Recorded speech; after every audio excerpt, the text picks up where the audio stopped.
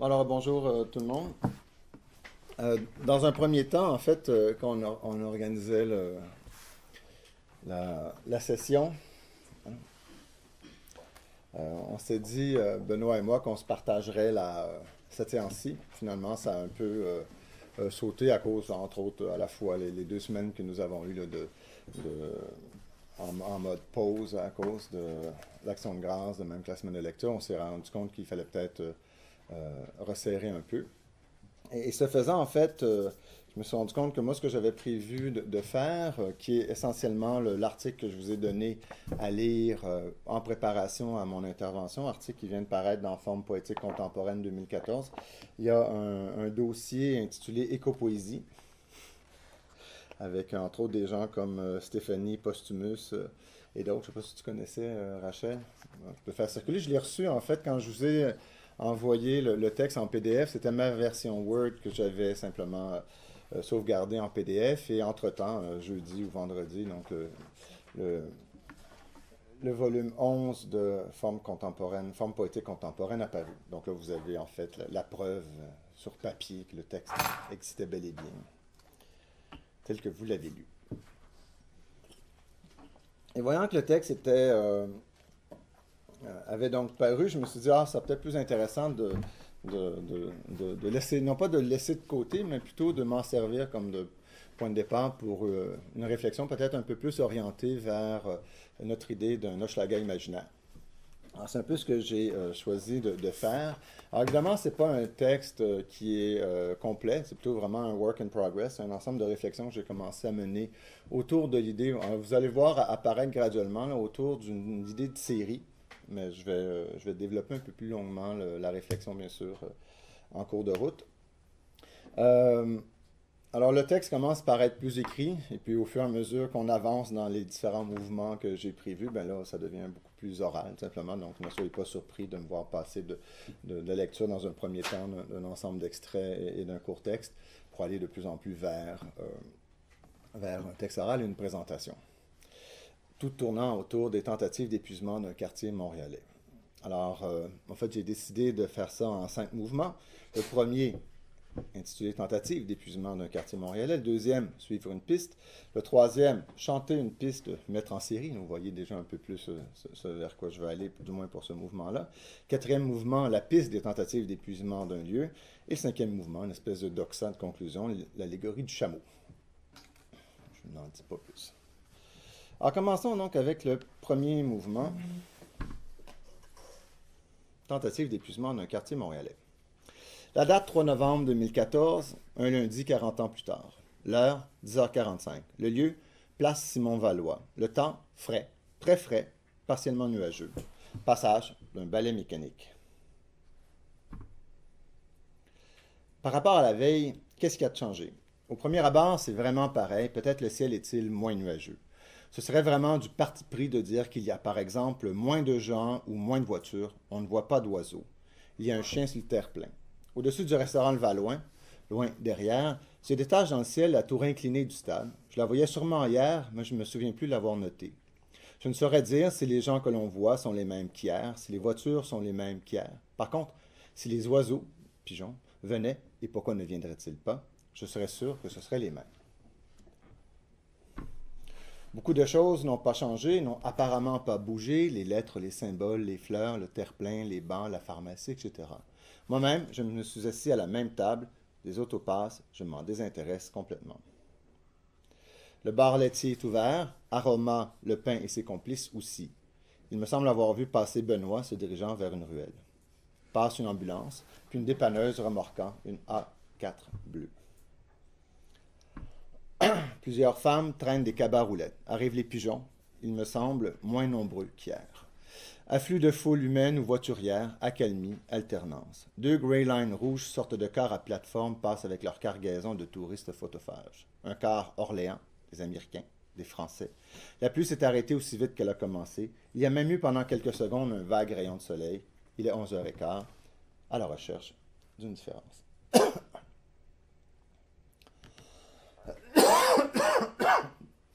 Fin du premier mouvement. Deuxième mouvement, suivre une piste.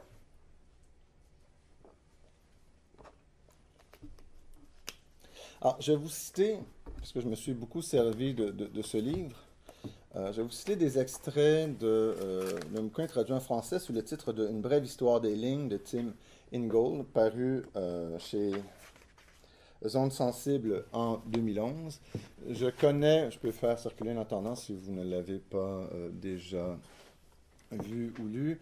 Le livre a servi de base, de point de départ à une exposition qui a eu lieu au Centre Georges Pompidou à Metz, donc un nouveau pavillon du Centre Georges Pompidou qui est ouvert et qui est assez beau d'ailleurs à Metz. Et il y avait une exposition intitulée R sur le labyrinthe et les lignes. Et le point de départ de cette exposition était le livre, donc traduit en français, de Tim Ingold. En fait, je suis allé à Metz. J'ai réussi à me faire inviter à l'université de Metz en leur disant « Je vais à tout prix voir l'exposition sur le labyrinthe. » Et donc, au lieu d'être invité à Metz et de voir l'exposition, je savais qu'il y aurait exposition et j'ai cherché à me faire inviter de façon à pouvoir voir l'expo. Ça, c'était un cas vraiment de renversement complet de la logique habituelle. Et les gens étaient assez gentils pour m'inviter, sachant que essentiellement, je voulais aller voir l'expo. Allons-y donc. Dans Playing Dead, c'est-à-dire Playing Dead, A Contemplation Concerning the Arctic, paru en 1989 aux presses d'Edmonton New West. Dans Playing Dead, une méditation sur l'Arctique, l'écrivain canadien Ruby Weeb compare la manière dont les Inuits appréhendent le mouvement et le voyage sur la Terre ou sur la banquise avec celle de la Royal Navy à l'époque où elle était en quête d'un hypothétique passage entre le Nord-Ouest et l'Orient. Chez les Inuits, il suffit qu'une personne se mette en mouvement pour qu'elle devienne une ligne.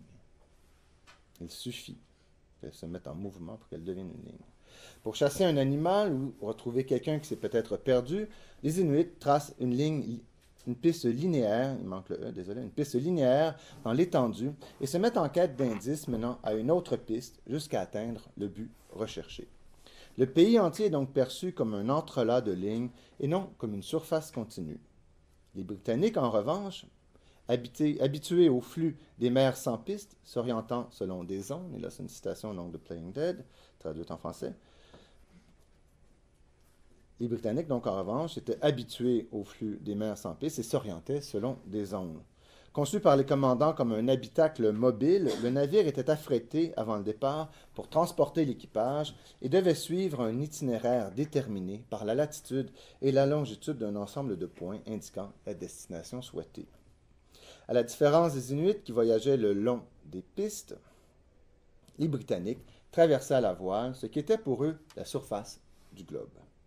Ces deux types de mouvements, longés et traversés, peuvent être figurés par des lignes, mais des lignes radicalement différentes. La ligne qui longe est, pour reprendre les termes de Paul Klee, le peintre, une ligne partie en promenade. La ligne qui traverse est un connecteur reliant des points disposés sur un espace à deux dimensions. Donc, extrait de Une brève histoire des lignes de Tim Ingold.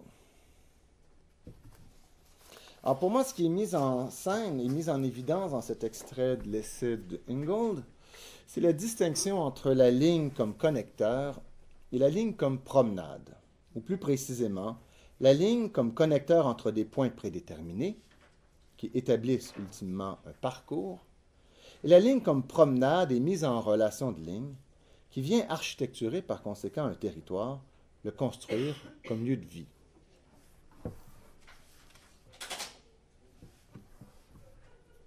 L'idée d'une ligne comme connecteur revient à traverser un territoire, évidemment, ou un quartier, parce que c'est un peu à ce type de traduction-là que je veux procéder, sans jamais l'habiter. La ligne comme promenade permet au contraire de les occuper, de les habiter de quelque façon que ce soit. La première conception est efficace, elle permet de se rendre à bon port, de progresser sans dévier. Ce sont les rails du métro de Montréal, par exemple, qui traversent Hochelaga en un rien de temps. Frontenac, Préfontaine, Joliette, P9, 4 points reliés par une ligne qui ne dévie jamais de son cours. Et heureusement d'ailleurs, sinon ce serait un déraillement. L'efficacité de la seconde ne se calcule pas en termes de rapidité ou de rendement, mais en termes de densité, voire d'irisation. Travailler à se forger un imaginaire des lieux, parce que c'est évidemment ça à quoi moi je veux travailler. Donc, travailler à se forger un imaginaire des lieux, c'est occuper un territoire, c'est le parcourir, en suivant des lignes et en adhérant à leur logique relationnelle, les lignes s'interreliant pour constituer un tissu ou un réseau. Pour Paul Klee, et là je cite la traduction qu'en est donnée dans l'essai d'Ingold, là ça devient du deuxième degré, là, je suis désolé, cette ligne qui se promène librement et sans entrave est active et dynamique.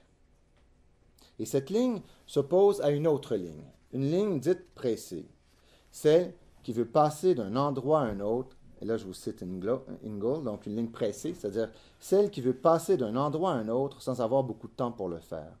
Chacune de ces destinations est fixée d'avance et chaque segment de la ligne est prédéterminé par les points qui la relient.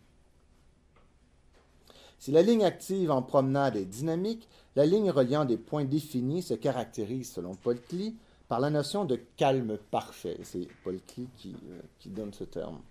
Si la première nous entraîne dans un voyage qui n'a apparemment ni début ni fin, la seconde nous met en présence d'un ensemble interconnecté de destinations qui, comme sur une carte, peut être perçu dans sa totalité en une seule fois. Alors, la différence est aisément illustrée par l'opposition entre le trajet du métro, qui traverse un quartier sans jamais l'explorer, d'autant plus qu'il est souterrain, donc on ne peut pas vraiment l'explorer, et le parcours d'un flâneur dûment noté sur une carte. Le premier, donc, ne dévie jamais, il est un principe déterminé, stable et récurrent. Le second ne fait que dévier d'une déambulation à l'autre. Il est essentiellement variation. Et c'est cette variation même qui est à la base de ces fonctions heuristiques, car elle s'impose comme un principe de découverte. L'imaginaire d'un lieu se constitue peu à peu comme les sillons laissés par les déambulations. Je recommence. L'imaginaire d'un lieu se constitue peu à peu comme les sillons laissés par les déambulations se multiplient, se surimposent et se complètent. Le déplacement par rail ne donne pas accès à l'imaginaire d'un lieu, mais à celui, replié sur soi-même, d'un imaginaire du métro, par exemple. L'habitacle devenant de lui-même son propre lieu, avec ses propres règles et possibilités de faire et de dire. Ceci dit, ce n'est pas un choix totalement négatif. Moi-même, il y a un projet, non pas de déambulation dans le métro de Montréal, mais d'écriture dans le métro de Montréal, intitulé Interruption de service sur la ligne orange. Projet qui, pour l'instant, est en interruption de service. Mais quand même à la traversée, on a déjà, et c'était le projet du train pour Clova, travaillé en fait à explorer l'habitacle du train dans le cadre d'un projet où on était monté, c'est en 2011 je crois, ou en 2010, je ne sais plus exactement pour les dates.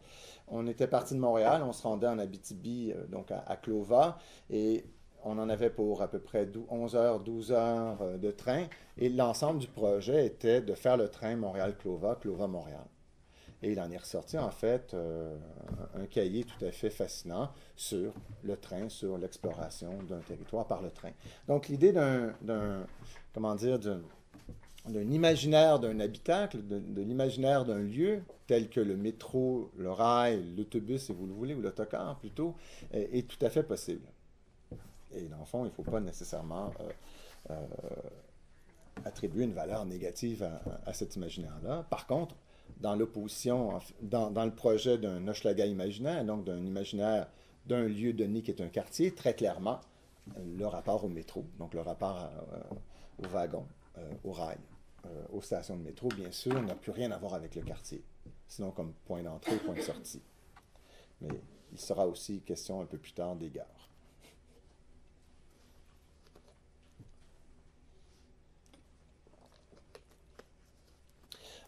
Se forger un imaginaire des lieux, ou si vous voulez, se forger l'imaginaire d'un lieu, c'est longer une voie, un chemin, une allée. C'est côtoyer, border, arpenter. C'est aussi suivre une piste et écouter son chant. Un chant de piste, donc.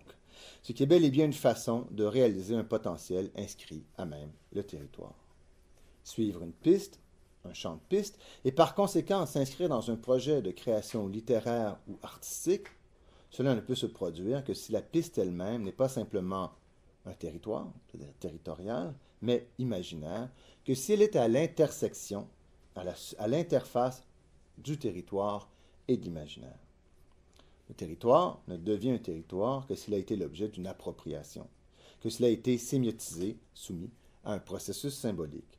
Clairement, suivre une piste est une opération double. C'est à la fois déambuler dans l'espace et suivre une forme déjà établie. Alors pour Ingold, d'ailleurs, on ne peut pas toujours déterminer avec certitude, et là vous avez les citations évidemment là, à l'écran, c'est un peu pour ça que je vous ai fait ce document-là. Donc pour Ingold, on ne peut pas toujours déterminer avec certitude ce qui distingue une ligne réelle d'une ligne imaginaire, pour le dire autrement, un phénomène d'expérience d'une apparition. Et là, ce que je fais en ce moment, ici, je rejoins le texte que vous aviez à lire, puisque ce que je vous donne là, simplement, c'est un extrait du début de ce texte sur le musement et ce musement à caractère géopoétique que je fais paraître. Ce qui, pour les uns, est un acte de construction du paysage, se révèle, pour les autres, une inscription imaginaire. L'exemple donné par Ingold en appui à cette constatation est celui des songlines, les chants de pistes ou pistes chantées, selon les traductions, des aborigènes australiens. Ces pistes, et là je vous cite Ingold, ont été tracées par les ancêtres quand ils arpentaient le pays à l'époque de la création, mythe connu sous le nom de dreaming, c'est-à-dire en français le temps du rêve, laissant une empreinte à certains endroits du paysage, sur les collines, les roches, les points d'eau et les ravines. Fin de la citation. Bruce Chatwin avait déjà expliqué que ces chants de pistes étaient connus des aborigènes sous le nom d'empreintes des ancêtres ou de chemin de la loi. Et je vous cite maintenant Chatwin. Les mythes aborigènes de la création parlent d'êtres totémiques légendaires qui avaient parcouru tout le continent au temps du rêve.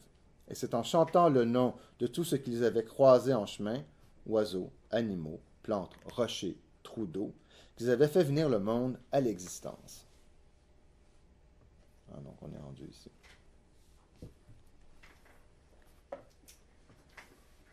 Bon, évidemment, je trouve ça très délicat d'aller puiser dans le répertoire mythologique aborigène, n'étant pas un spécialiste ni de l'Australie, des nations, ni des aborigènes. Et en fait, ce que je fais, c'est en suivant, pour avoir beaucoup lu dans le passé Chatwin, et d'avoir trouvé son travail tout à fait fascinant, mais pas seulement celui sur les aborigènes, mais aussi sur la Patagonie, par exemple, et tous ces récits de voyage. En fait, j'étais tout à fait fasciné de retrouver cette réflexion dans Ingold. Et en fait, ma porte d'entrée dans l'essai de Ingold sur une brève histoire des lignes, en fait, ma porte d'entrée, ça a été Chatwin, c'est-à-dire ce moment où lui-même reprend la notion de champ de piste qu'il, bien sûr, non seulement va chercher chez les aborigènes, mais aussi surtout qu'il va chercher chez Chatwin. Donc on a là en fait une lecture qui est celle de Ingold lisant Chatwin, et ça donne que, évidemment, ma propre lecture venait me servir d'éléments, de moteur de ma propre réflexion. Et donc c'est plus une appropriation bel et bien occidentale de cette notion-là qu'une véritable connaissance des aborigènes. Et en espérant ne pas trop dire d'ânerie. Mais d'ailleurs, je me limite essentiellement à un certain nombre de définitions liées à l'idée des champs de pistes, comprenant très bien, en fait, j'allais dire intuitivement, ce que ces champs-là et l'idée même des pistes à suivre ont d'intéressant dans une perspective de création ou même de réflexion sur le territoire. Donc, je reviens, le temps du rêve est, et là je suis donc Chatwin, est pour les aborigènes l'époque de la création du monde. Ceux-ci ne fractionnent pas leur existence en termes temporels, passé, présent, futur, mais en termes d'actualisation, le potentiel et l'actuel. Et c'est entre autres ce qui m'intéresse dans cette conception-là, c'est que ce n'est pas une conception fondée sur une triade, celle du temps, classiquement conçue en Occident comme étant, bien sûr, à l'intérieur d'un enchaînement passé, présent, futur, mais en fonction plutôt d'une dyade où il y a de l'actuel, et l'actuel n'existe que comme potentiel, n'existe initialement que comme potentiel. S'il y a un actuel, c'est parce qu'il y avait du potentiel. Ce qui, pour moi, en bon sémioticien peircien, rejoint les deux premières catégories des éléments de Peirce, à savoir que le potentiel, l'actuel et après la loi. Donc, très clairement, pour moi, j'y retrouve, et c'est d'ailleurs pour ça que j'ai osé faire cet enchaînement-là à partir de Chatwin et des aborigènes. Et donc, ce que je sais, évidemment, là, par un certain nombre d'essais sur les mythes aborigènes, ce que je sais de leur conception, bien sûr, me permet de mettre ça en lien avec ce que moi je connais de la sémiotique de Peirce. Et il y a là, en fait, une conception qui est tout à fait convergente. Donc, leur vie, celle des aborigènes, actualise une partie de la création du temps du rêve. Le passé n'est pas ce qui est terminé, mais ce qui s'impose comme potentialité, comme possible que le présent actualise.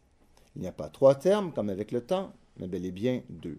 L'enchaînement est logique et non temporel. C'est l'enchaînement potentialité et actualité. Alors, je ne vais pas revenir ici sur les liens que j'ai explorés entre temps de rêve et musement dans l'article que je vous ai donné à lire, ni même revenir sur le potentiel mythique, sur l'opposition entre potentiel mythique et le virtuel numérique, qui est en fait un des enjeux aussi de mon article. Ce que je veux faire ici plutôt, c'est de mettre l'accent sur les liens entre l'actualisation d'un potentiel et la création littéraire et artistique. Le lien entre, donc, dans ce sens-là, potentiel et la création.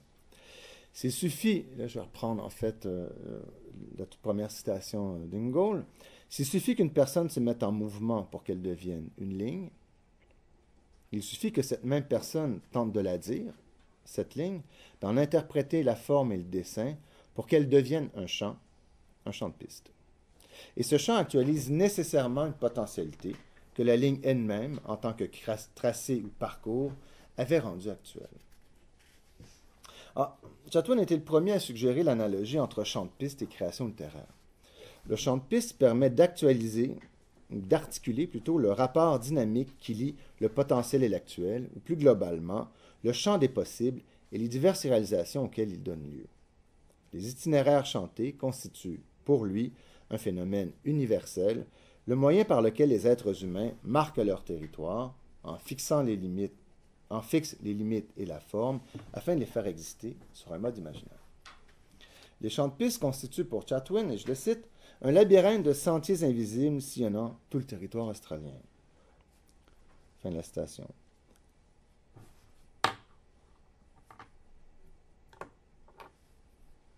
Le territoire n'a commencé véritablement à exister qu'à partir du moment où il a été chanté dans le temps du rêve. Je vous recite Chatwin. En amenant le monde à l'existence par le chant, dit-il, les ancêtres avaient été des poètes dans le sens originel de poiesis, donc de création. Fin de la citation. Les aborigènes, selon Chatwin, ne conçoivent pas, et je le cite à nouveau, le territoire comme un morceau de terre délimité par des frontières, mais plutôt comme un réseau de lignes et de voies de communications entrecroisées. Des voies qu'il s'agit évidemment de longer, bien sûr, et non de traverser. Chatwin avait anticipé d'ailleurs ce rapport dynamique à la création, déclarant qu'il avait l'impression, et je le cite à nouveau, que les itinéraires chantés ne se limitaient pas à l'Australie, mais constituaient un phénomène universel, le moyen par lequel les hommes marquaient leur territoire et en conséquence organisaient leur vie sociale. Tous les autres systèmes qui lui ont succédé n'étaient que des variations ou des perversions de ce modèle originel. Fin de la citation. Chatwin se plaît même à imaginer des champs de pistes sur tous les continents, à travers les siècles, et, je continue la citation, des hommes laissant derrière eux un sillage de champs dont parfois nous percevons un écho. Alors, ce que je veux faire, en fait, à la suite de Chatwin, c'est, j'allais dire tout simplement, mais ce simplement-là est d'une extraordinaire complexité, c'est simplement proposer que la littérature, que toute création artistique et littéraire ne sont qu'un subtil champ de piste, la production d'itinéraires chantés ou racontés, qui nous expliquent qui nous sommes et d'où nous venons, qui nous inscrivent dans un territoire, qu'il soit culturel ou géographique, qui nous y lie et qui en même temps l'actualise. Notre culture n'est rien d'autre que la face actualisée d'une potentialité, véritable rêve d'une socialité en coalescence. Alors, voici se termine mon autoplagiat, donc mon emprunt à mon propre essai. Pour revenir maintenant un peu plus à Hochelaga. En ce sens, Hochelaga imaginaire, donc ce projet qui est le nôtre, c'est le projet d'un champ de piste, entonné collectivement, qui repose sur nos modes d'appropriation et de création imaginaire de ce quartier. Mais quelle piste avons-nous choisi de suivre? Quel champ? De tous les champs possibles, lesquels ou lequel voulons-nous actualiser? Car de nombreuses pistes s'offrent à nous. Certaines se croisent, d'autres sont divergentes ou tout simplement parallèles. Le territoire, bien sûr, a été stabilisé, ses limites ont été déterminées avec ces zones frontières qui permettent de multiplier les relations. Mais quelle piste choisir? Quel récit voulons-nous raconter? Dans quelle série voulons-nous nous inscrire? Quelle ligne voulons-nous continuer? Car on peut faire l'hypothèse, simple au demeurant, que la série culturelle ou littéraire est la contrepartie théorique de la ligne. Et ce qui nous amène au troisième mouvement, chanter une piste, mettre en série. Donc l'idée en fait de la série culturelle ou littéraire comme une piste. Alors c'est à partir d'ici que mon texte devient de moins en moins écrit et de plus en plus parlé. Mais peut-être pour votre plus grand plaisir.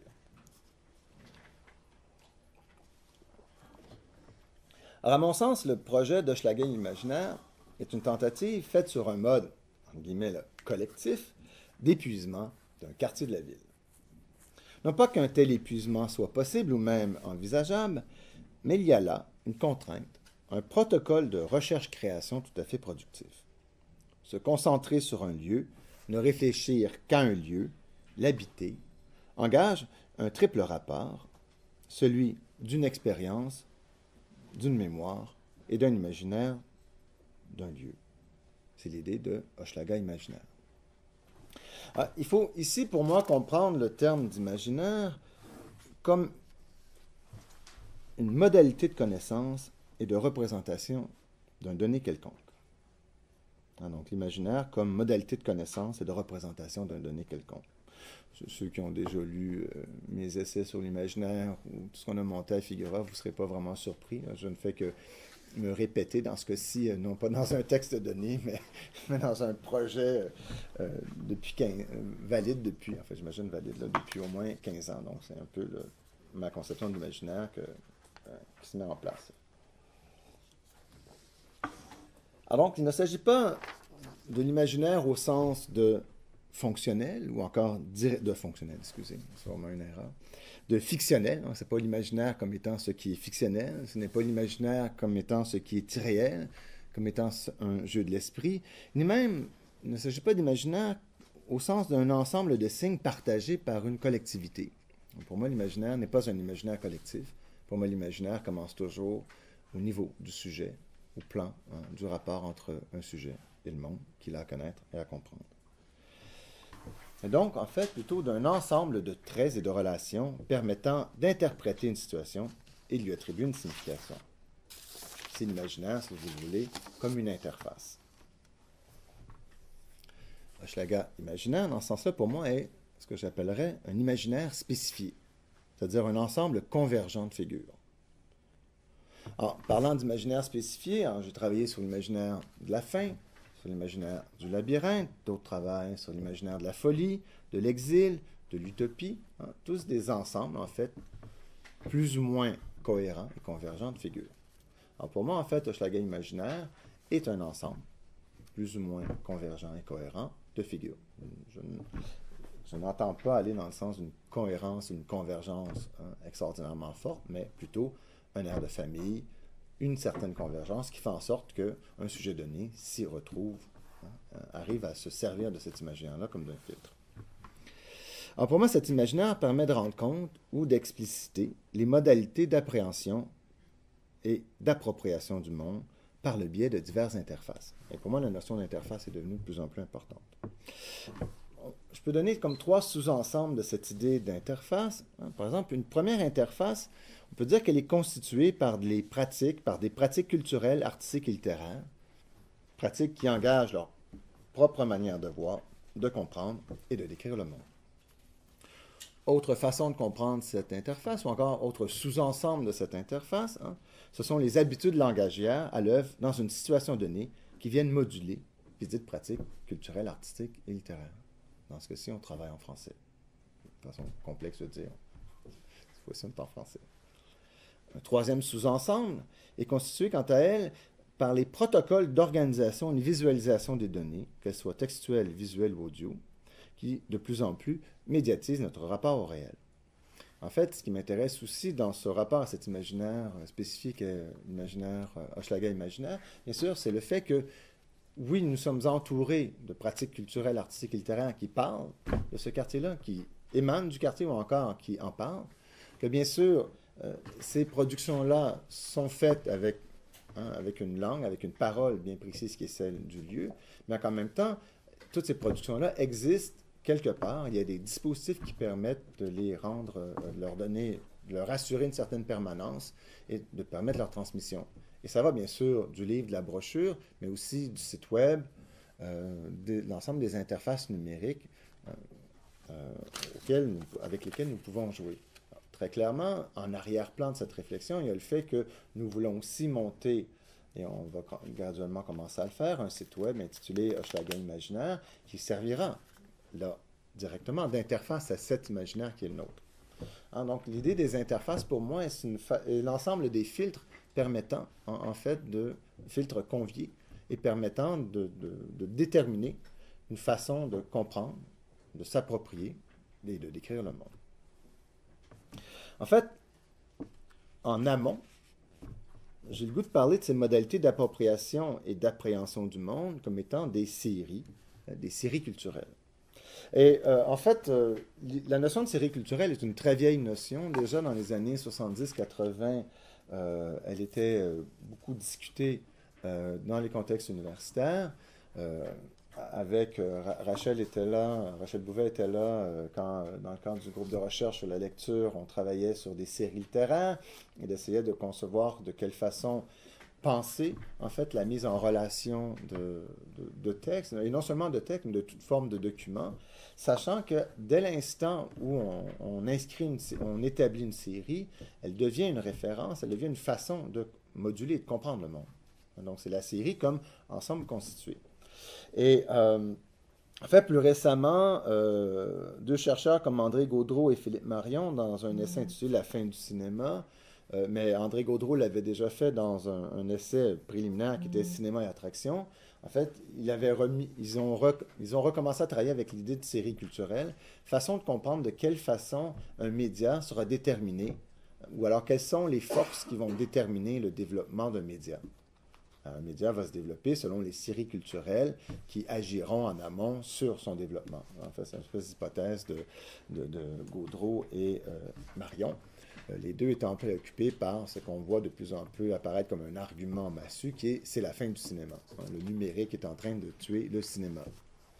J'ai le goût de dire à ces gens qui travaillent en études cinématographiques, eh bien, c'est dommage parce que déjà, le numérique a tué la littérature, le numérique va avoir tué déjà la culture lettrée depuis au moins une vingtaine d'années, le numérique tue tout. À ce qu'on sache, avale tout et, par conséquent, pour bien des gens, tue tout. Et donc, c'est une espèce de série d'arguments et leur argument pour pour atténuer, bien sûr, cette fin autoproclamée du cinéma, c'est de comprendre, bien sûr, le cinéma en fonction des séries culturelles qui l'informent et le déterminent, sachant fort bien que ces séries-là peuvent être amenées à évoluer, à se transformer, et d'autres séries peuvent apparaître qui viendront capter la pratique cinématographique et la traduire, la transformer. Donc, je trouvais l'idée de reprendre cette idée de série littéraire tout à fait intéressante. Et en fait, la notion avait été, dans les années 80, vraiment développée par un séméticien québécois qui travaillait à l'université de Sherbrooke, qui est Louis Francaire, et qui a fait paraître en 1990 Les signes s'envolent pour une sémiotique des actes de langage culturel. Et en fait, déjà au tout début, déjà en 80-81, des articles de Louis Francaire sur les séries culturelles. Donc, je pense que le bouquin qu'il a fait paraître aux presses de l'Université Laval est simplement le condensé ou alors une construction faite à partir d'un ensemble d'essais paru en revue. Et alors, voici ce que dit Louis Francaire pour définir, en fait, les séries culturelles. Et vous allez voir, c'est un vocabulaire, donc on parle des années 80, c'est un vocabulaire très lourd, c'est un vocabulaire inspiré sur la théorie des systèmes, et donc des sous-systèmes et des systèmes. Alors, nous définissons une série culturelle, dit-il, comme un polysystème. C'est là que ça devient déjà un peu lourd. Mais enfin, donc comme un polysystème composé de plusieurs unités de signification, littérature, peinture, art et tradition populaire, etc., qui sont elles-mêmes, ces unités, des sous-systèmes du premier, et qui ont pour caractéristique commune, et il en donne 4. Donc, vous comprenez, donc, la série culturelle est un système à l'intérieur duquel il y a des sous-systèmes, et donc là, les sous-systèmes cohabitent avec les systèmes, s'intègrent, se développent. Mais en fait, ce qui est intéressant pour nous, c'est de voir, en fait, les 4 points. Le premier, bien sûr, c'est que les unités ont pour caractéristique commune, donc, d'être en interaction continue. Façon de dire que les gens se lisent, façon de dire que les textes interagissent entre eux, façon de dire que l'intertextualité est un principe général fondamental littéraire ou même culturel, quel que soit le terme par lequel on veut l'identifier, collage, remix, intertextualité, ainsi de suite. Donc, autre caractéristique, c'est d'être à l'intérieur d'une hiérarchie avec croissance successive. Autrement, la série augmente et non pas se rétrécit. Puis on ajoute des termes, plus essentiellement la série se déploie. Et comme elle se déploie, elle va se déployer évidemment à l'intérieur d'institutions qui elles-mêmes vont déterminer des valeurs, qui elles vont venir, bien sûr, établir une hiérarchie dans les œuvres. Dont le sommet est occupé par une œuvre ou un ensemble d'œuvres qui agit comme principe premier structurant. Il y aurait dans une série donnée l'équivalent d'un texte fondateur, par exemple. J'ai beaucoup utilisé ce principe d'un texte fondateur. Par exemple, dans mon essai sur l'imaginaire de la fin, bien sûr, mon texte fondateur était l'Apocalypse de Jean, donc le texte qui clôt la Bible. Pour mon essai sur le labyrinthe, constituant une espèce de série de textes autour de la notion, enfin, intégrant donc, la figure complexe du labyrinthe, je me servais comme texte fondateur du mythe du labyrinthe, donc du mythe de Thésée et du Minotaure, que je relisais. Et le relisant, j'arrivais à un certain nombre de conclusions qui me permettaient en fait d'établir une série sur la base, non pas seulement de la complexité, mais par exemple de l'oubli. Et de penser le labyrinthe comme étant une architecture permettant l'oubli, à contrario des palais de mémoire, par exemple, et ainsi de suite. 4. Et dont la durée du rôle structurant et la sphère de prégnance permettent de délimiter les coordonnées spatio-temporelles. Avant l'Apocalypse de Jean, il n'y a pas cet imaginaire apocalyptique tel qu'on l'entend maintenant, et ainsi de suite. C'est-à-dire que ça prend... Les séries ont une durée de vie. Elles peuvent donc à la fois émerger et, bien sûr, se refermer.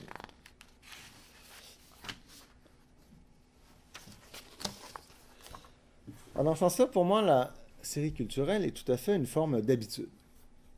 D'une manière plus large, je pourrais dire, et là je vais juste glisser rapidement, je vais longer cette ligne qui est la ligne de Charles Sanders Peirce. La série culturelle, en fait, on peut dire qu'elle détermine des interprétants, si vous voulez, des interprétants finaux, à savoir des règles d'interprétation et de production des signes. Et en fait, pour parler de ces séries culturelles, histoire peut-être de m'éloigner un peu du vocabulaire structuraliste et systémique de la sémiotique des années 80, je me suis dit que le terme le plus intéressant que je pouvais utiliser maintenant, c'était celui de piste. La série culturelle, essentiellement, c'est une piste qu'on peut suivre.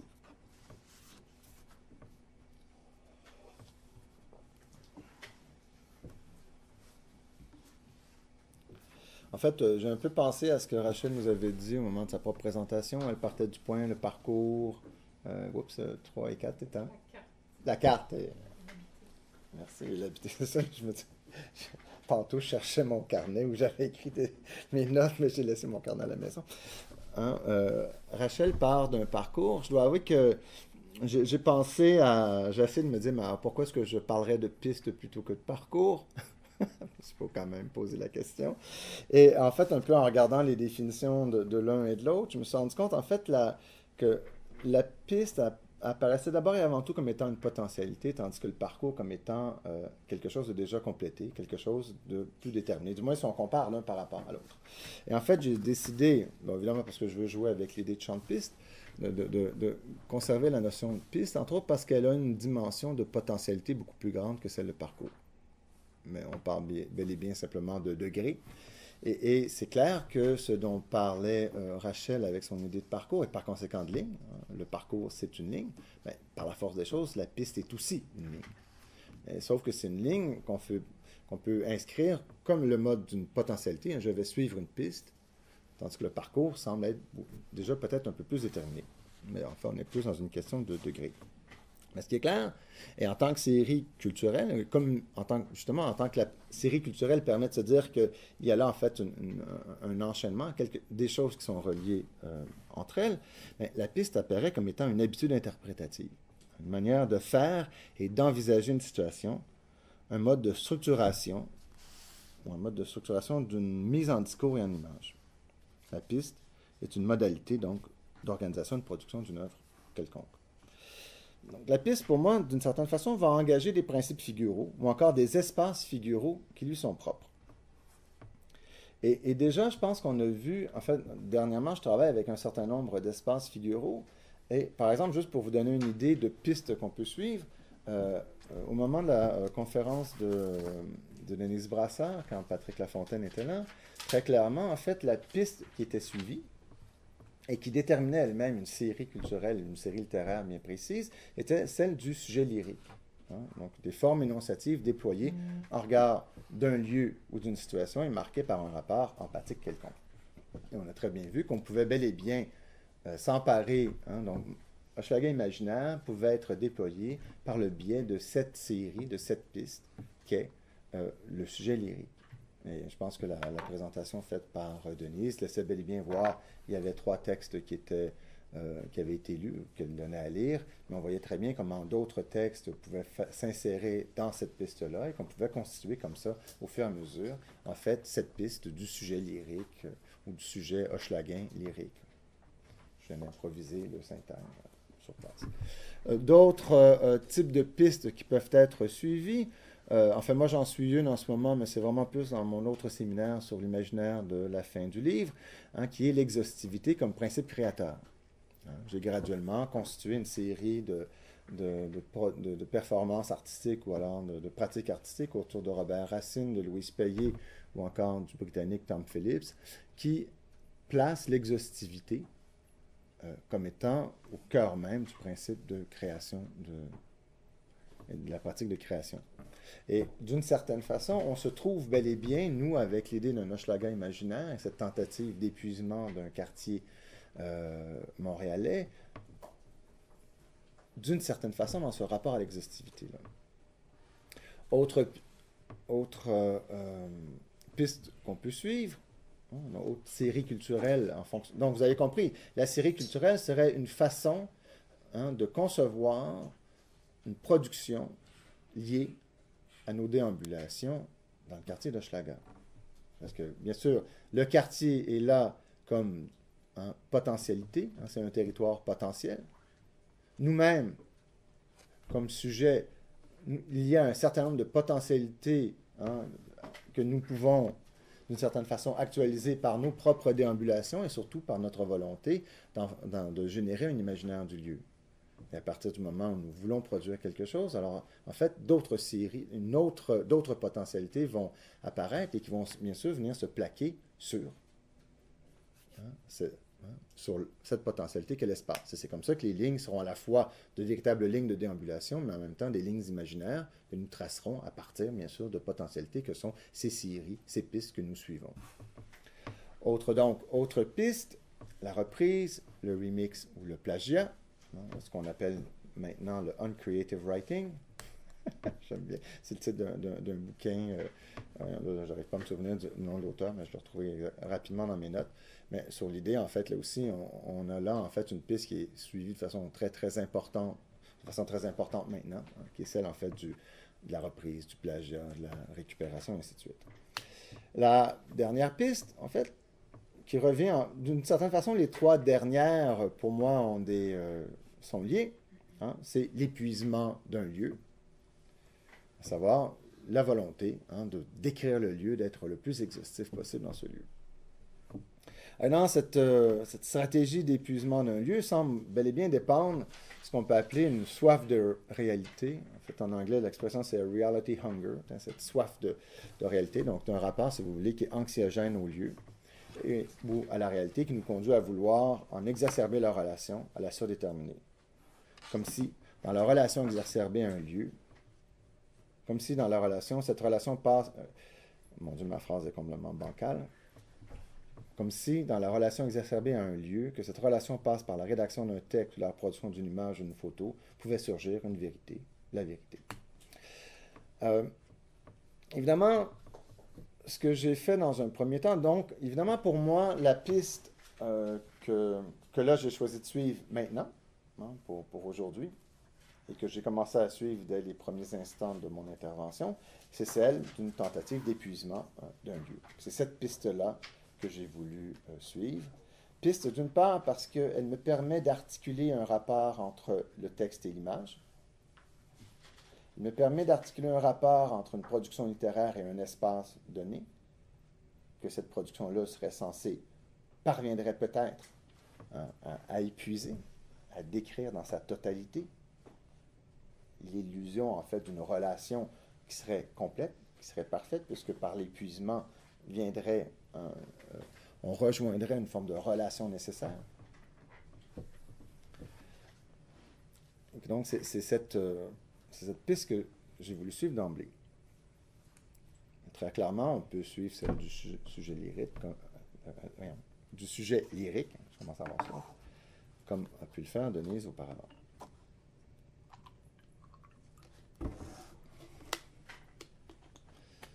Ça m'amène à mon quatrième mouvement, la piste. Suivre la piste des tentatives d'épuisement d'un lieu. On nous dit, Louis Francoeur, une série culturelle peut être fondée sur un texte qui en est le point de départ. Évidemment, ma piste des tentatives d'épuisement d'un lieu, eh bien, elle est fondée sur le tout petit livre publié chez Bourgois en 1975, Tentative d'épuisement d'un lieu parisien. Alors, que fait Pérec? Eh bien, il s'installe à la place Saint-Sulpice et il décide de tout décrire, ce qu'il voit à la place Saint-Sulpice. Et il décide de le faire. Enfin, au départ, en fait, il doit y avoir 10 lieux comme ça qui seront l'objet d'une tentative d'épuisement. Ne sera publié officiellement qu'une seule de ces 10 tentatives, celle de la place Saint-Sulpice.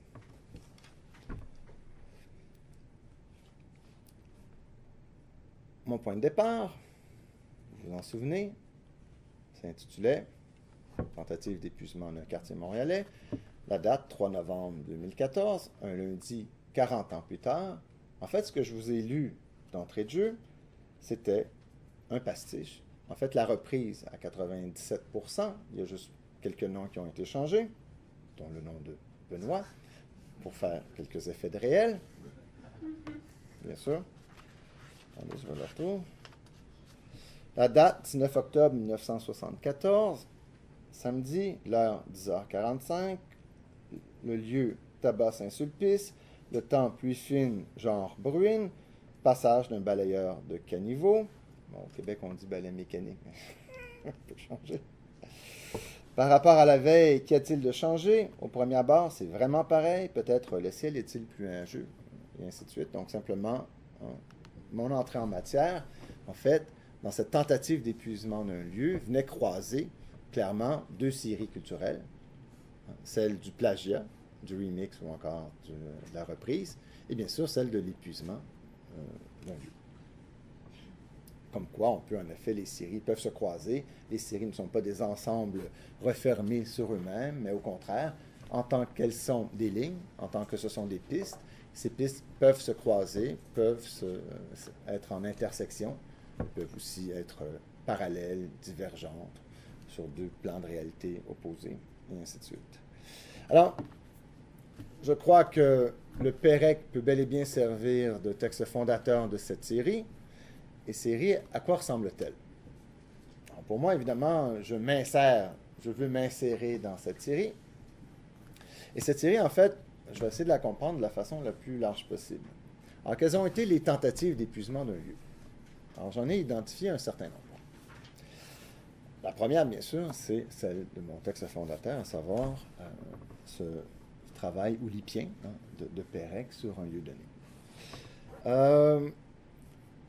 Un artiste hyper médiatique, Philippe de Jonquière, sur son site web, un site extraordinaire intitulé désordre.net, il y a très longtemps, parce que ça doit au moins faire 12-13 ans qu'il l'a fait, a fait une tentative d'épuisement d'un lieu parisien. Ça ressemble à quoi? En fait, à quoi ça ressemble, c'est très simplement, c'est l'ensemble du texte de Pérec, que je peux vous faire comme ça défiler jusqu'à temps que vous ayez un peu mal au cœur. C'est déjà fait. Bon, on peut s'arrêter là.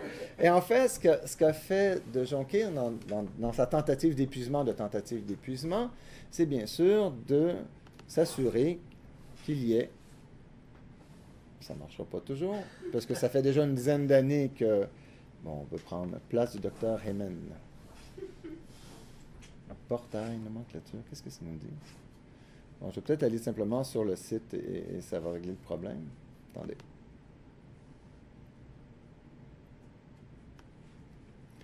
Il y a comme ça des joies. Donc, en fait, ce qu'a fait de Jonquière avec sa tentative de... Abort. This will cause an infinite loop. Wow, carrousel. No width height set for items. This will cause an infinite loop. J'espère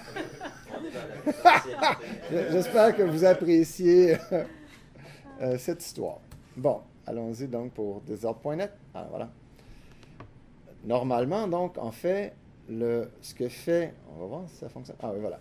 En fait, ce que de Jonquière a voulu faire, mais très clairement, il s'agit là d'une œuvre qui a déjà un certain âge et elle accuse son temps simplement parce que cette logique de l'hyperlien, tout azimut, on en est un peu revenu, mais quand même, donc là, il y avait l'idée de prendre le texte de Pérec tel quel et en fait de le garnir d'un ensemble d'hyperliens, amenant en fait, bien sûr, à explorer la place Saint-Sulpice et le tabac et tout ce qu'il y a autour par le biais, en fait, du jeu du cyberespace et d'Internet, à savoir de faire tous les liens culturels possibles et impossibles. Donc, ce que vous avez vu tantôt, il y a quelques instants, ce texte de Jonquière, mais dès tout le caractère gras, feuille souvent jaunissante, ben, tout le caractère gras, c'est ça. Sorry, this page doesn't... Ah non, la page existe, c'est devenu jazz guitar. Bon.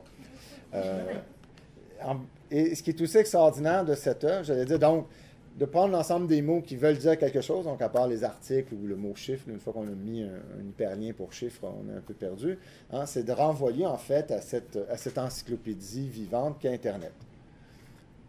Le temps ayant fait son œuvre, bien sûr, les liens, tranquillement, sont en train de se défaire et de plus en plus, il y a des liens brisés ou encore des liens redirigés. C'est assez fascinant. Donc, la tentative d'épuisement elle-même est en train de se corrompre. Il y a quand même une idée assez intéressante dans cette idée de la corruption, d'une tentative d'épuisement. Alors, voici pour en fait, le point de départ. Alors, autre tentative, celle qu'on trouve dans le film de Wayne Wang, Smoke, tiré d'un scénario de Paul Auster. L'histoire se passe à New York. En fait, ça se passe dans une tabagie. L'idée du smoke, c'est que tout le monde, bien sûr, va acheter ses cigarettes, ses cigares, et ainsi de suite. Qui, par le biais d'une tabagie, la tabagie sert de lieu de rencontre, eh bien, ces gens-là, en fait, on suit des gens qui vont et viennent dans la tabagie, en commençant par Huggy, qui est le gérant de la tabagie. On suit aussi, surtout, Paul Benjamin, un écrivain, qui a perdu sa femme tuée au moment d'un vol de banque. Paul Benjamin, c'est-à-dire ceux qui ne connaissent pas le patronyme, c'est le pseudo de Paul Auster. Paul Auster a signé 2 romans détectives sous le nom de Paul Benjamin avant de se faire connaître comme Paul Auster. Donc, on va voir réapparaître Paul Benjamin, tout à fait amusant. Mais c'est pseudo ou hétéronyme? Pardon? Pseudo ou hétéronyme? Plutôt pseudo? Ben, c'est un pseudo, en fait, il y a pas. Ben, là, c'est un cas où il devient son propre personnage, mais au départ, c'était simplement un pseudo. Mais on voit apparaître, mais c'est pas tout à fait un hétéronyme au sens de Pessoa, parce que Benjamin, là, je suis en train de dire Benjamin, là, comme si c'était l'autre. Euh, euh, Rarement est-ce que la posture énonciative est celle de Benjamin lui-même. Là. Donc, c'est pas un hétéronyme au sens d'une stratégie d'énonciation. Par contre, c'est un personnage, mais sinon, au départ, c'était le pseudo de Paul Auster. Alors, je vais commencer par dire, et je vais reprendre cette réflexion, parmi mes intérêts, oui, il y a la notion d'interface, il y a l'idée de comment est-ce qu'on parvient à connaître un lieu par le biais et de quelle façon est-ce qu'Internet et l'ensemble des ressources rendues possibles par Internet viennent moduler nos modalités d'appropriation et de compréhension d'un lieu donné et du monde, d'une part. D'autre part, ce qui m'intéresse, c'est aussi le rapport entre le texte et l'image et de façon beaucoup plus concrète, le rapport entre le texte et la photographie.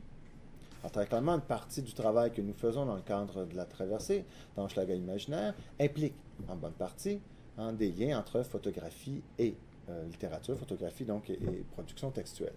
Alors, comment se lient les liens entre photographie et, euh, et littérature et production textuelle? Quelles sont les valeurs de vérité de la photographie? Est-ce que la photographie nous parle directement du monde ou non? Quelle est la valeur indiciaire de la photographie? Bon, on pourrait poser un certain nombre de questions en caractère sémiotique sur la photographie et son rapport au réel, mais d'emblée, si on oublie l'ensemble des problèmes à caractère sémiotique qui peuvent se poser, on voit très bien qu'en fait, nous pouvons facilement avoir un usage de la photographie comme cet indice du réel, comme étant une marque du réel.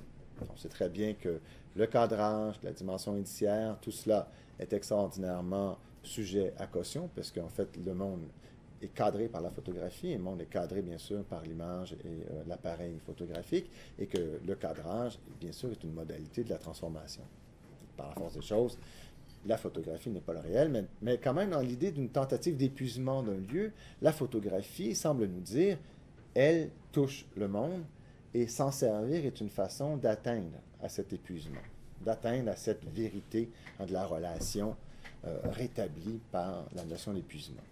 Si je suis capable d'épuiser un monde, c'est donc dire que je suis capable de tout connaître du monde, et par conséquent, ma relation au monde n'est plus parcellaire, n'est plus fragmentaire, mais au contraire, elle est totalisante.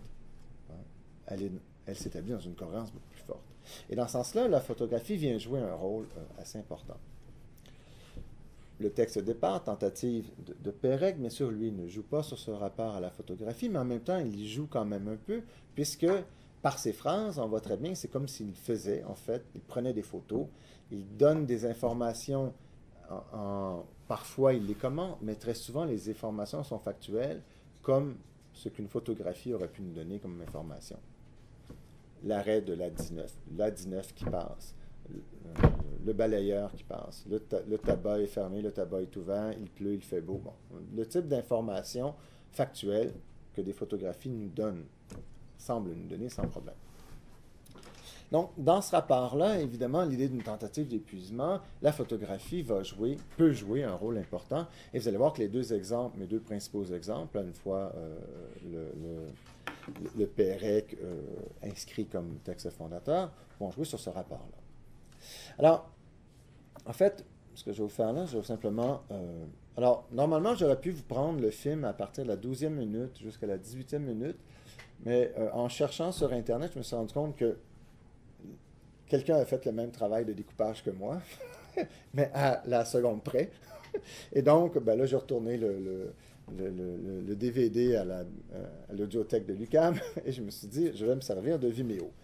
Malheureusement, ou heureusement pour vous, c'est selon, il y a des sous-titres en chinois. Ça donne comme un petit rapport autre, mais sérieusement, c'est le découpage que j'aurais fait. Alors.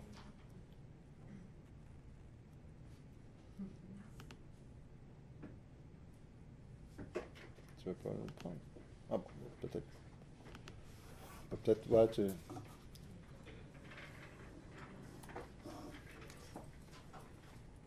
Bon, attendez, là, il n'y a même pas le son, là.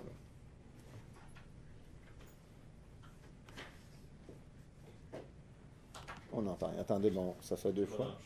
Quoi? Moi, je vais peut-être brancher ça. En fait, ce que je pourrais peut-être plus faire, là, c'est... Si je le branche... Désolé, je vais essayer de ne pas renverser mon verre d'eau sur mon ordinateur, ce qui est toujours mauvais. Et normalement, si je me branche comme ça devrait être un peu mieux. Attendez, on y retourne. Numéro 1. Attends, on le recommencera après, juste m'assurer. It's yours? No, right? That old sucker for a long time. On parle qui marche? Ça va comme ça? YouTube pictures? Donc, je veux juste vous mettre en contexte minimalement, là, parce que je ne vais pas vous faire jouer tout le film. Donc, ceci, c'est Paul Benjamin. Ici, c'est Huggy. On est dans la tabagie de Huggy. Huggy était sur le point de fermer et de partir. Paul arrive à la dernière seconde. Il fait noir. On est sur le point de fermer. Il va acheter ses cigares, ses cigarillos, et il voit l'appareil photo de Huggy sur le comptoir. Il lui pose la question, donc c'est ce que vous entendez de façon un peu indistincte. Guess you could call it a hobby. Only takes me 5 minutes to get into it, but I do it every day. Rain or shine, sleet or snow. Sort of like the postman. Donc il lui explique qu'il prend des photographies. Well, that's what people say. That ain't necessarily what I am.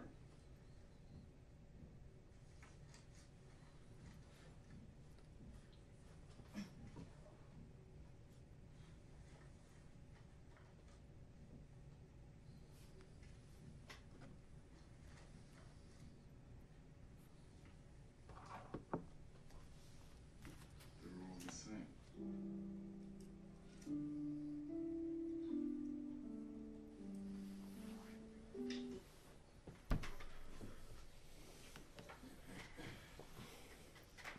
Donc évidemment, vous avez compris ce rapport en fait à la tentative d'épuisement d'un lieu qui est mise en amibe, bien sûr, qui est enchâssée dans le cadre du film. Le film, en fait, porte essentiellement sur la tabagie, mais aussi sur les relations parents-enfants. Un fils sera à la charge de son père. Huggy apprendra qu'il pourra avoir une fille. Benjamin prendra sous son aile comme c'était son propre fils, un jeune. Bon, on aura comme ça des relations parent-enfant, père-fils, père-fille, complexes et multiples. Mais en fait, au cœur même du film, de la trame narrative du film, se trouve ce projet, essentiellement géopoétique, d'épuiser un lieu, c'est-à-dire que un même coin de rue sera l'objet de 4000 photographies. Évidemment, donc quand on voit après Huggy prendre une autre photographie, c'est une façon de dire que la série de photographie n'est pas complétée, mais au contraire qu'elle se continue. Donc il y a déjà à peu près 11 ans de photographies donc, qui ont été prises, et le projet se continue. Et comme le dit Huggy, au moment donc, où il montre à Benjamin, à Paul, son petit projet, Paul passe bien sûr évidemment à vitesse folle les livres. C'est toujours la même photographie. Quel est l'intérêt? Mais ce n'est qu'au moment où, en fait, où il ralentit sa lecture qu'il va finir par trouver quelque chose. Et ce qu'il trouvera, c'est bien sûr une photographie de sa femme morte, tuée au moment d'un vol de banque. Et donc, il faut ralentir la lecture, bien sûr, pour être amené à voir quelque chose dans ce projet. Et comme le dit Huggy, « They're all the same, but each one is different from other one. From every other one. You've got your bright mornings and your dark mornings. You've got your summer light and your autumn light. You've got your weekdays and your weekends. And you've got your people in overcoats and galoshes, and you've got your people in shorts and t-shirts, sometimes the same people, sometimes different one, and sometimes the different ones become the same, and the same ones disappear. The earth revolves around the sun, and every day the light from the sun hits the earth at a different angle.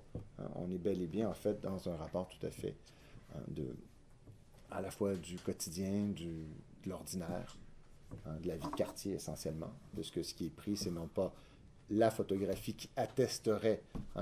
C'est pas le faire paysage qui est, mon Dieu, telle lumière avec avec tel cadrage, dans telle posture, de tel environnement donne un paysage. Là, dans ce cas-ci, en fait, on est dans la réitération du motif et donc dans l'épuisement du lieu. Ce qui est fascinant, c'est que le film de Wayne Wang ne se donne pas comme étant un film, bien sûr, à caractère géopoétique, mais le projet inséré à l'intérieur, lui, l'est. Et si vous êtes intéressé, on a même droit, en fait, à un certain nombre des photos de... Ça, c'est le côté que je trouve assez dément parfois du web. Donc là, sur Flickr, vous avez le droit aux photos de Huggy. Donc, en effet, on reconnaît certaines des photos. Il y en a 14, dont celle de la femme, bien sûr, de Paul. Donc, à peu près 14 photos qui se retrouvent là, tout simplement. Comme si nous avions bel et bien droit à des photographies d'un véritable projet d'épuisement d'un lieu, quand en fait, nous avons droit à un projet inséré dans une fiction, projet qui, lui, n'a aucune réalité autre que celle cinématographique de la diégèse. Comme quoi, parfois, on est dans des... il y a des trucs un peu fascinants qui se passent. Alors, voilà pour Smoke, dans ma série, de suivre la piste des tentatives d'épuisement d'un lieu. Après le Smoke, Les Matins infidèles de Jean Baudry et de... Oh non, j'ai oublié le prénom de... Je vais retrouver le Bouvier. Alors, c'est 1989. Le film de Wayne Wang, c'est 95. Donc, je tiens à le préciser, et vous allez voir pourquoi. Les projets au cœur des deux films sont exactement les mêmes. Et donc, ce n'est pas un cas de Baudry-Bouvier imite austère Wang, bel et bien plutôt le contraire. Alors, il faudrait... Je n'ai pas investigué les sous-bassements de l'œuvre d'Auster, d'où vient l'idée. Mais donc, alors, qu'est-ce que c'est que Les Matins infidèles? En fait, c'est tout simple. Un homme prend chaque matin à 8 heures du matin une photo d'un coin de rue où se trouve un casse-croûte, le bedon de Du, afin d'alimenter le roman que son ami écrit. En fait, c'est l'histoire de deux hommes, deux amis. Étonnamment, en fait, et moi, c'est assez extraordinaire, c'est l'ami écrivain ne veut rien savoir où se trouve le coin de vue. Il ne veut pas savoir où se trouve le lieu. Ce qu'il veut, c'est les photographies pendant 1 an de ce coin de rue-là. Il ne veut pas non plus que son ami lise ce qu'il fait. Il veut vraiment que les deux parties du projet soient complètement séparées. En fait, évidemment, donc, appelons-le, j'oublie le nom les prénoms des personnages, là, mais l'un est joué par Jean Baudry lui-même, donc l'un des deux personnages, l'autre c'est joué par Denis Bouchard, vous allez le voir, mais le personnage principal est joué par le scénariste réalisateur. Il ne veut rien savoir de la source d'inspiration. Pour lui, les photos sont une source d'inspiration, point. Tout son rapport au monde est complètement médiatisé. Et son écriture va s'alimenter, il le fait, en fait, de ses photos. Il est comme emmuré dans une tour d'ivoire, puis il ne veut rien expérimenter par lui-même.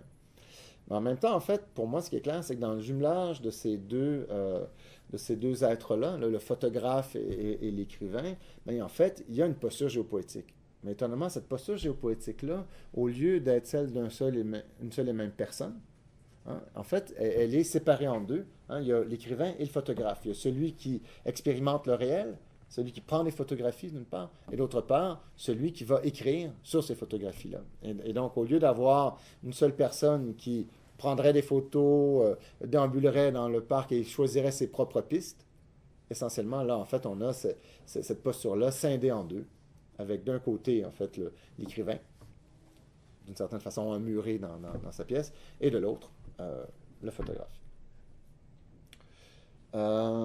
Séquence 1, je vais vous passer la première séquence. Donc, on voit donc, évidemment, dans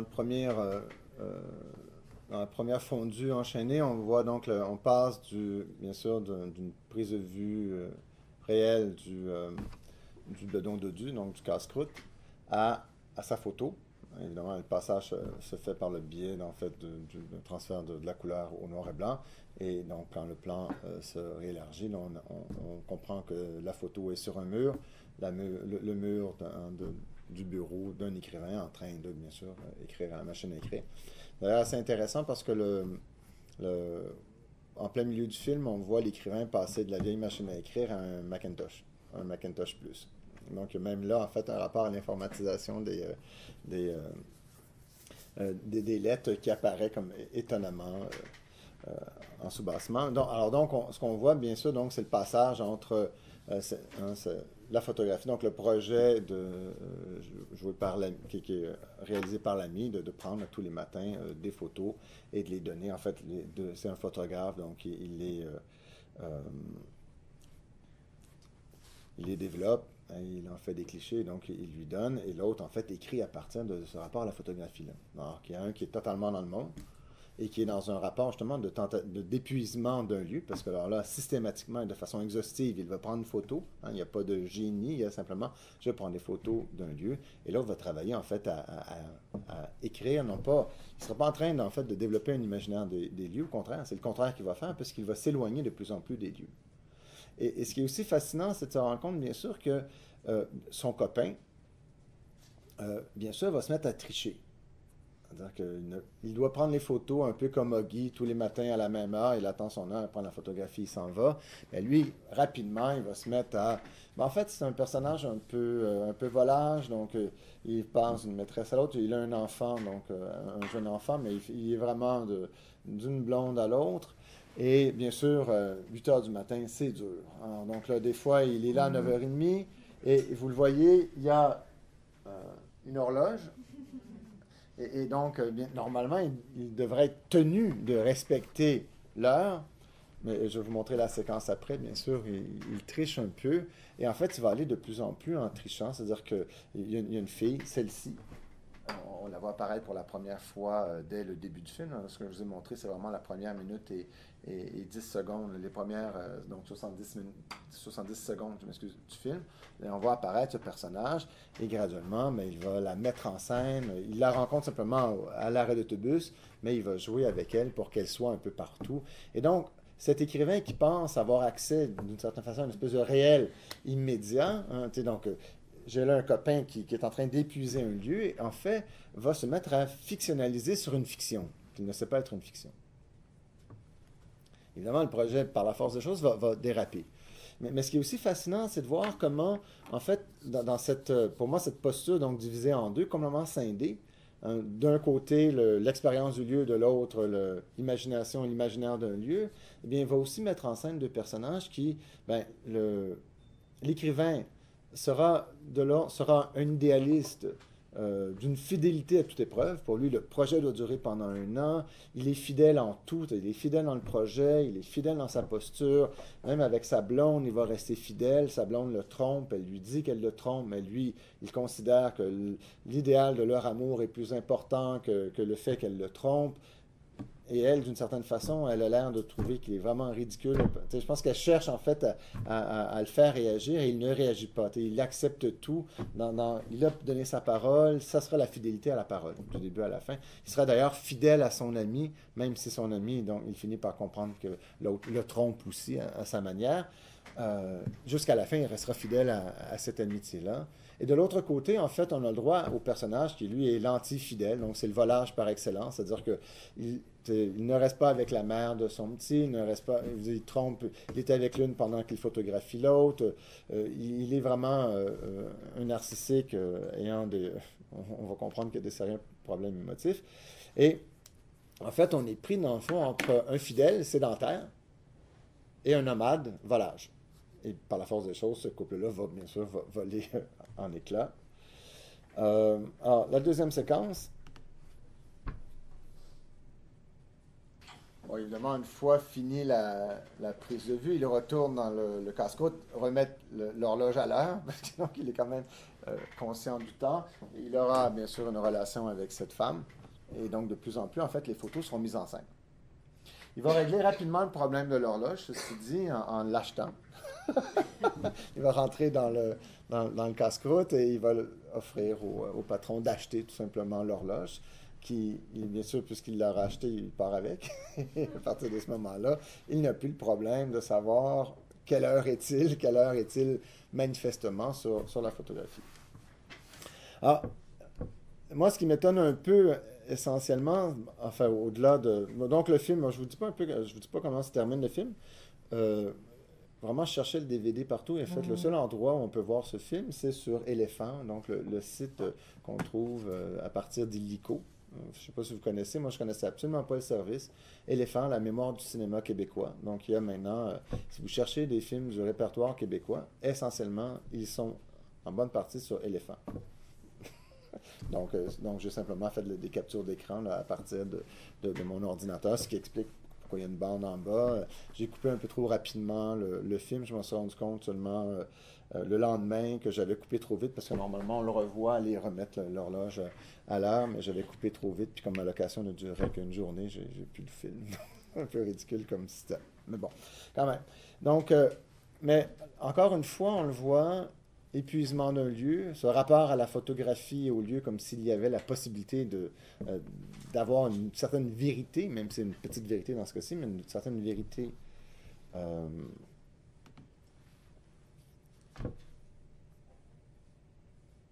du lieu. Et par contre, moi, ce qui m'étonne, c'est de voir qu'il y a vraiment deux films avec exactement le même principe. Alors là, j'ai pas encore commencé à m'interroger sur non pas ce mystère, mais sur cette très grande convergence. Donc, d'où vient, est-ce qu'il y a un troisième? Est-ce que la série, c'est bel et bien, très, très facilement, on voit comment s'insère cette série à partir de tentatives d'épuisement d'un lieu parisien de Pérec. Est-ce qu'il y a entre les deux quelque chose d'autre? Là, pour l'instant, je ne me suis pas encore rendu là. Est-ce que Esther a vu le film de Baudry-Bouvier et a repris l'idée? Est-ce qu'il y a une source identique autre que celle de Pérec? Là, pour l'instant, je ne sais pas. Mais en fait, pour moi, l'enjeu pour aujourd'hui n'était pas tellement de concevoir, de comprendre les liens entre les deux films, mais simplement de vous montrer comment il y a là, en fait, diverses tentatives de suivre la piste, les tentatives d'épuisement d'un lieu. C'est une piste qui existe, elle est là, et puis on peut facilement y avoir accès. Autres exemples, je vais vous en donner deux autres rapidement, avant d'arriver à mon allégorie du chameau, qui est ma conclusion. Là, on voit tout de suite d'où ça vient, malheureusement.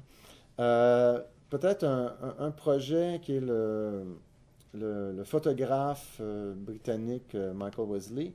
Alors, Michael Wesley fait des photos assez extraordinaires où là, l'idée de l'épuisement d'un lieu vient d'une dimension temporelle. Alors, pour l'instant, on a vu deux films avec exactement la même contrainte temporelle, c'est-à-dire tous les matins, on ira prendre une photographie d'un lieu. Et comme ça, on suivra, en fait, le développement du lieu ou encore de quelle façon on peut là capter une partie du réel. Ce que fait Wesley, essentiellement, il prend sa... je ne sais pas si vous arrivez à bien voir. Il faut les voir longtemps pour commencer à les comprendre. Alors, ce que fait Wesley, c'est, en fait, il a développé un système tout simple de ralentissement de la prise de vue. C'est-à-dire que la prise de vue, au lieu d'être un 125e, un 50e de seconde, lui, c'est un 1275e ou même encore plus. C'est-à-dire que la photographie prend 2 ans à être faite. Et donc, il place son appareil devant, par exemple ici, à Potsdamer Platz à Berlin, mais où on est en train de construire cet édifice. On le voit un peu sur l'impression. Donc, évidemment que ce qui était là et ce qui est permanent dans le décor, on le voit, est imprimé de façon beaucoup plus importante sur la surface argentique. Et le reste, en fait, est beaucoup plus flou. C'est-à-dire que la photo se prend en 2 ans. Et donc, ça nous donne en fait un lieu, une densité du lieu qui est extraordinaire. Alors, vous rentrez le nom sur Google Images. On ne commencera pas sur Google Images, non. Mais, c'est un de mes dadas. Mais on voit comment l'édifice est en train de se construire. Donc, un édifice en avant-plan avec en arrière-plan, évidemment, ce qui est beaucoup plus stable. Et les lignes qui sont là, en fait, essentiellement, ce sont les lignes, c'est le passage du soleil. Hein, le soleil passe, en fait, régulièrement là. Alors, ça donne un peu une idée. Alors, donc, quelques exemples. Tout ça est à Berlin, donc. Évidemment, c'est un jeu de surimpression tout à fait incroyable et qui fonctionne, en fait, sur une prise de vue extraordinairement ralentie. Donc, là, il y a une toute petite parcelle je ne suis même pas sûr que la qualité de parcelle, mais un peu de lumière entre chaque jour dans et qui vient frapper, en fait, la pellicule. Alors, même chose ici. Alors là on n'est plus à... alors ça, c'est 2 ans de temps de pause pour, au moment de la construction du nouveau bâtiment du MoMA, du Museum of Modern Art, à New York. Donc, voilà un autre exemple d'épuisement d'un lieu par le biais de la photographie. Cette fois-ci, en fait, on le voit par le biais d'un extraordinaire ralentissement de la prise de photo qui permet de capter le temps, essentiellement, qui passe. Alors, autre dernier exemple, un exemple de la traversée. Je prendrai encore peut-être 10-15 minutes simplement de votre temps pour compléter. Alors, le projet Gare, qui est donc un projet de la traversée, a aussi joué sur cette idée d'un épuisement des lieux. Entre janvier et août 2001, les membres de la traversée ont flâné dans les gares de banlieue du réseau de l'Agence métropolitaine de transport afin de produire texte photo. Je vous lis le texte d'écrivant. Afin de produire texte, photo et captures sonores témoignant de leur expérience des lieux. Le réseau des gares de l'île de Montréal ne correspond plus à l'imaginaire ferroviaire hérité des siècles passés où ce moyen de transport a longtemps été associé à la conquête et à la maîtrise du territoire. Les gares contemporaines sont fonctionnelles, anonymes et l'architecture est standardisée, pour ne pas dire ingrate. Bon. En fait, je vous en ai donné, vous avez lu un peu tous ces éléments-là parce qu'ils se retrouvaient dans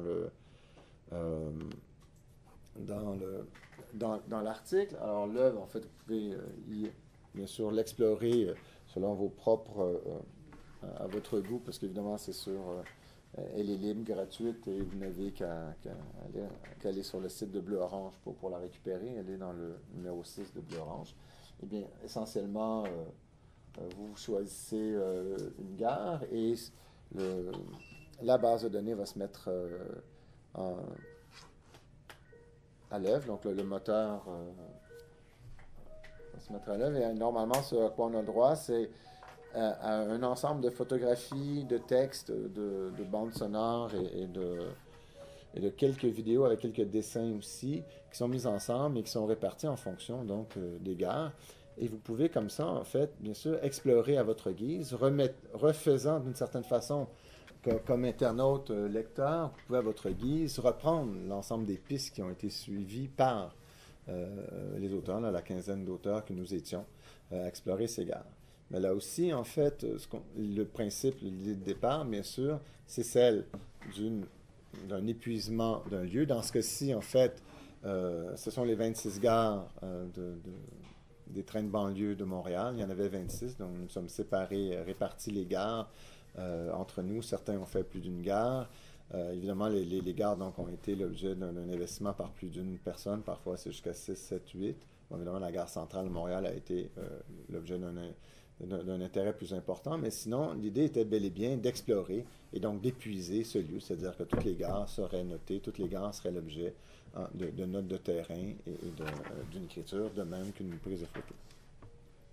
Bon, évidemment, vous pouvez suivre, alors il y a des mots-clés qui ont été établis de façon à voyager à travers la base de données et donc de faire en sorte que cette expérience des gares, vous pouvez la refaire selon votre bon vouloir, soit en suivant des mots-clés, soit en suivant le trajet du train, soit en suivant, en fait, certains des textes qui ont été mis bout à bout, en fait, parce que la plupart des auteurs, certains des auteurs avaient des textes qui étaient liés les uns aux autres, donc vous pouvez suivre une piste, des pistes, ou encore explorer l'ensemble du lieu. On est bel et bien dans le même type de relation, c'est-à-dire un rapport, bien sûr, où l'exhaustivité et par conséquent l'épuisement d'un lieu est visé. Cinquième et dernier mouvement, on pourrait appeler l'allégorie du chameau. Alors, autre exemple que j'aurais pu donner d'une tentative d'épuisement d'un lieu, c'est Ruelles, jours ouvrables, d'André Carpentier, donc du membre de la traversée qui est André. Un projet, bien sûr, qui... Alors, le projet ne se donne pas explicitement comme étant une tentative d'épuisement. Hein, ça ne s'intitule pas tentative d'épuisement. Les premiers mots que nous lisons ne portent pas sur cette idée d'un épuisement d'un lieu, mais en même temps, c'est l'ensemble des ruelles. On a l'impression d'avoir accès à l'ensemble des ruelles de la ville de Montréal, de la même façon que nous avions accès à l'ensemble des gares, des trains de banlieue avec le projet Gare, et ainsi de suite. Donc, on a donc droit, en fait, à une exploration à caractère exhaustif d'un espace donné. Et donc, on est tout à fait dans cette piste-là suivie d'une tentative d'épuisement. Et après 300, je pense qu'on est rendu à la page, après 358 pages de déambulation dans les ruelles, voici ce que dit André, à la toute fin. Donc, c'était l'œil rougirait, heureusement, il est à la maison à faire ses travaux. Alors, tel que maintenant, dit-il, je comprends la chose. Dans les premiers temps de sa quête, l'écrivain flâneur se croit convié à une visée descriptive et totalitaire des lieux. En parenthèse, tentative d'épuisement du quartier montréalais. Fermez la parenthèse. Il est alors chameau, dirait Nietzsche. Il se hâte dans l'espace en porteur du fardeau de ses valeurs, s'essayant à cristalliser du donné à voir confusément révélé. Alors, comme le disait tantôt, parce qu'on en a parlé rapidement, Benoît et moi, évidemment, ce qu'on lit tout de suite derrière, c'est bien sûr la figure de l'âne telle qu'elle apparaît chez Le Corbusier, bien sûr, notamment dans certains de ses textes. Parce qu'il y a plus d'un texte où la figure de l'âne apparaît, mais celle du chameau et de l'âne sont des figures, évidemment, extraordinairement voisines, entre autres dans le type de description qu'on est donné. Observateur compulsif, il obéit à son ivresse, qui est alors son devoir de circonstance. Dans un souci d'inventaire, il noircit des carnets d'observation détaillés, où il prend une photo tous les matins, à 8 heures du matin, quelle que soit la température, et ainsi de suite. Puis, se détachant peu à peu de l'exercice de la tâche et de ses buts, se dessaisissant de maintes vérités apprises, renversant certaines de ses convictions, apparemment fondatrices, tendant à se maîtriser par lui-même, il devient lion et se promène en ce qu'il est. Alors, il fait fleurir la rhétorique ou suer la métaphore, peu importe. Il tente de faire à sa manière que les mots se frottent contre leur matérialité jusqu'à s'incendier. Et pour finir, flâneur rayonnant, il devient enfant. Oubliant jusqu'à ce à quoi il obéissait, il n'est plus que son jeu de pas et de mots et son innocence. Alors il s'affranchit de toute règle autre que celle de sa propre langue et de ses mots, que celle de sa propre langue et de ses propres processus de fouille, je m'excuse. Certes, il éprouve tout choix de mots, et à plus forte raison, tout assemblage comme imparfait, voire trompeur, en tous les cas, incomplet. Il n'a donc plus d'être option que de poursuivre. Je crois avoir mal noté la phrase. Je vais finir par la lire normalement.